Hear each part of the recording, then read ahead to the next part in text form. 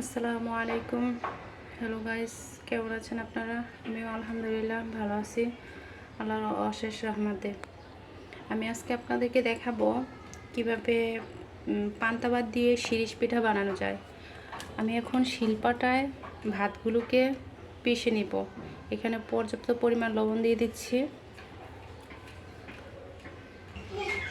আপনারা দেখছেন শিলপাটায় আমি পান্তা ভাতগুলোকে বেটে নিয়েছি। এখন এগুলি দিয়ে আমি শিরিষ পিঠা বানাবো। আপনারা দেখছেন আমি এখানে ব্যাটারটাকে তিনটা কালার করে নিয়েছি, একটা হোয়াইট, আর একটা হচ্ছে অরেঞ্জ, একটা হচ্ছে গ্রিন কালার করে নিয়েছি। এবং কি আমি যেটার মধ্যে বানাবো সেটা হচ্ছে কলা পাতা। এই কলা পাতা নিয়েছি, এটার মধ্যে আমি বানাবো।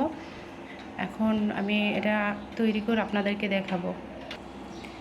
আপনারা দেখতে পাচ্ছেন আমি শিরিষের সাহায্যে পিঠাগুলো বানিয়ে নিয়েছি। মাশাআল্লাহ অনেকটা সুন্দর হয়েছে।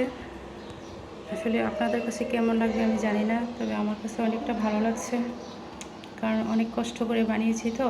এগুলি অনেকটা করতে হয়, কষ্ট করতেই হয়, ঠিক আছে? তো আমার এই পিঠাগুলো যদি আপনাদের ভালো লেগে থাকে তাহলে আমার চ্যানেলটাকে, আমি মাধবীলতা, এই চ্যানেলটাকে লাইক ও সাবস্ক্রাইব করে নেবেন।